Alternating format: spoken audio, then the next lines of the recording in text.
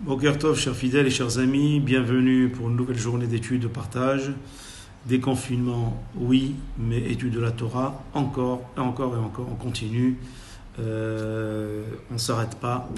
Be'ezrat Hashem, j'espère que vous serez toujours très nombreux à me suivre, pour que Be'ezrat Hashem, on puisse continuer nos réflexions, nos travail et surtout l'étude de la Torah ensemble, quelques minutes matin et quelques minutes en fin d'après-midi. Soyez les bienvenus, Brochim Abayim. Je voudrais ce matin vous parler, bien sûr, au lendemain de la Yula de Rabbi Shimon Bar Yochai.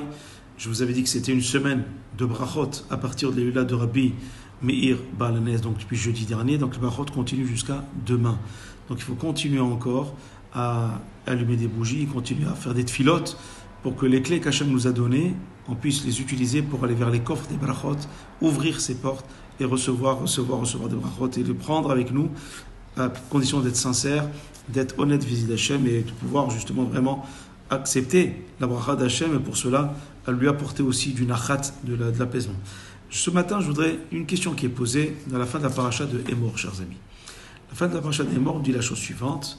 Elle dit justement Mataram Heru Lahem La'oleh Raglaim. Comment ça se fait que ceux qui montaient pendant les 3 fêtes de pèlerinage à Jérusalem, à Pessah, Shavuot et Sukkot, à Jérusalem, on leur montrait ce miracle-là, simplement ce miracle-là, à savoir que sur la table de proposition, il y avait toujours les chalotes qui étaient toujours chaudes de vendredi à vendredi. Et comment se fait-il qu'on leur montrait ce nes-là, mais pourtant nous savons très bien qu'il y avait d'autres nissim, d'autres miracles qui se passaient dans le Beth Amikdash. On aurait pu leur montrer des miracles beaucoup plus importants, mais pourtant on se focalisait sur le miracle que les chalotes restaient chaudes de vendredi à vendredi, en changé.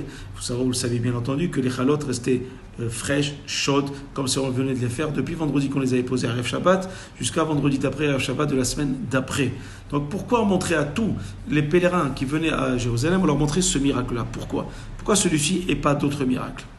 La Gemara Yoma, page 76, Ayin Vav, nous explique, nous donne 2 raisons à cette question-là, 2 réponses. C'est vrai que cette réponse a été donnée aux élèves de Rabbi Shimon Bar Yochai. C'est pour cela que je vous rappelle cette Gemara, parce que ça nous parle des élèves de Rabbi Shimon Bar Yochai, qui lui-même était élève de Rabbi Akiva. Il dit Mi penema lo yarad lahem Israël. C'est vrai.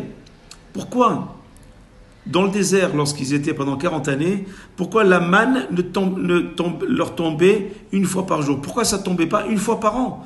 Hachem aurait pu donner au Béni Israël la manne une fois pour toute l'année et on est tranquille. Alors Rabbi Shimon Bar Yochai qui répond à ses élèves, qui leur dit, je vous donne un mashal, une parabole. Mlemelech, un roi Basar Vadam, un roi de chair et de sang, Sheshlo Ben Ehad, il a un fils unique. Pasaklom Zonotav Paramahat Bashana. Il a fixé, il a dit une somme d'argent pour qu'il puisse subvenir à ses besoins une fois dans l'année. Donc ce garçon, il avait besoin de voir son père qu'une seule fois dans l'année. Parce que le rendez-vous qu'il avait pour avoir de subsistance, c'était une fois dans l'année. Donc il voyait son père une fois dans l'année. Une fois qu'il avait l'argent qu'il voulait pour l'année, il allait parcourir le monde avec cet argent et faire ce qu'il voulait. Il n'avait pas besoin d'aller voir son père.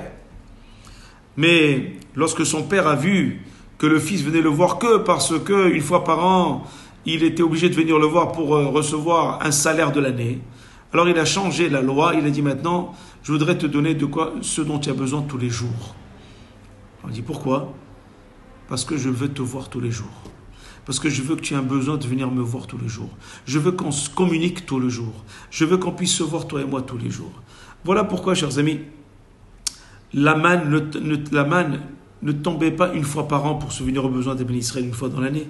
Elle tombait tous les jours. Pourquoi? Parce que Hachem a besoin de voir ses enfants tous les jours. Et que les enfants ont besoin de voir leur père, Kadosh Baruch Hu, tous les jours.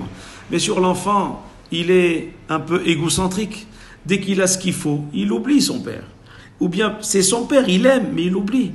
Il ne va pas le voir tout le temps. Mais s'il a besoin de manger tous les jours, il a besoin de cet argent, il sera obligé d'aller voir son père et de parler avec lui, de communiquer, de le voir, de se donner la peine d'aller le voir. Et lui faire ce respect, d'aller le voir et de parler avec lui et de se sentir proche de lui. Voilà pourquoi, chers amis, Akadosh Baruch Hu, nous dit Rabbi Shmuel Bar Yochai à ses élèves, n'a pas donné la manne une fois dans l'année, il a donné tous les jours. Pour qu'il crée un besoin, pour qu'on ait toujours besoin de lui, qu'on n'oublie pas Akadosh Baruch Hu, qu'au quotidien, même si quelquefois on s'égare, on est obligé de repartir chez lui pour lui demander à manger et d'être reconnaissant vis-à-vis de lui. Et de cette manière-là, si on s'est égaré dans la journée ou la veille, on se dit, oh là là, je suis reconnaissant, il me donne tout ce dont j'ai besoin dans cette vie, et je vais l'abandonner. Alors la teshuva commence à se réveiller et je repars de l'avant. Voilà, chers amis, pourquoi ce pain de préposition était montré au Ben Israël lorsqu'ils allaient au 3 fêtes de pèlerinage, pour leur montrer que ce pain de préposition qui représente la parnassa, elle vient d'Akadosh Baruch Hu, que leur subsistance vient d'Akadosh Baruch Hu. Dans cette reconnaissance, il faut qu'ils la ressentent tous les jours et jamais abandonner Hachem. Parce que comme lui, il ne les abandonne jamais, alors à leur tour, ils n'abandonnent jamais Akadosh Baruch Hu, ni les valeurs qu'Hachem a véhiculées dans sa sainte Torah. Qu'Hachem vous bénisse, vous protège, et qu'on puisse continuer par le mérite de Rabbi Meir Bar Hanès, Rabbi Shmuel Bar Yochai, dans ce chemin-là, qu'on n'abandonne jamais l'essentiel, à savoir la Torah, les mitzvot et Akadosh Baruch Hu. Passez une bonne journée, qu'Hachem vous bénisse et vous protège.